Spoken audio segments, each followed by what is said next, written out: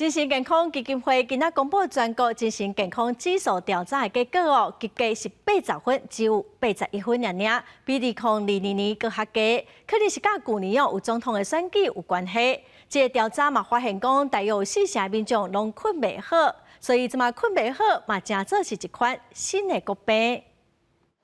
这民众早起通勤，当青红灯准备要去上班。现代人伫工作上、生活上的节奏愈来愈紧，都有民间团体每2天进行一届全国精神健康指数的调查。结果显示，今年的指数是81.67分，比2022年82.4分搁较低，而且敢若关过一届80分无偌济。精神科医师就指出，估计国内有654万的新人有困眠障碍的问题，尤其是睡眠障碍，因为呢，我们有高达40%的人睡眠障碍变成也是一个国病。那我们希望大家能够重视睡眠的健康，因为睡眠是先进健康的第一根柱子。医师表示，困眠好歹对脑部健康有真大的影响，民众会当观察家己伫困、食、动、笑这4部分的变化，若是发现有小可各样，就要勇敢寻求医疗的帮助。 另外，民间团体也指出，随着现代科技的发展，民众买手机的时间比甲别人互动交流的时间又搁较济。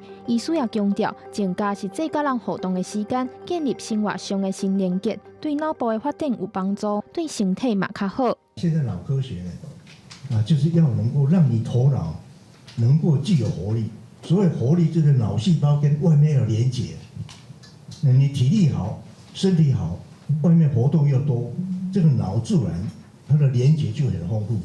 这届精神健康调查是分别以身心健康、个人价值、生活掌握、家庭健康这4个部分落去评估。人讲好也毋值得会食，好命毋值得勇行。民团甲医师拢强调，面对2025年超高龄社会，要有防年纪愈大、脑部退化、情绪焦躁的状况发生，呼吁民众就要建立运动、加出门、甲人实际交流的好习惯，来维持身心的健康。记者张家佳、谢桂玲台北报道。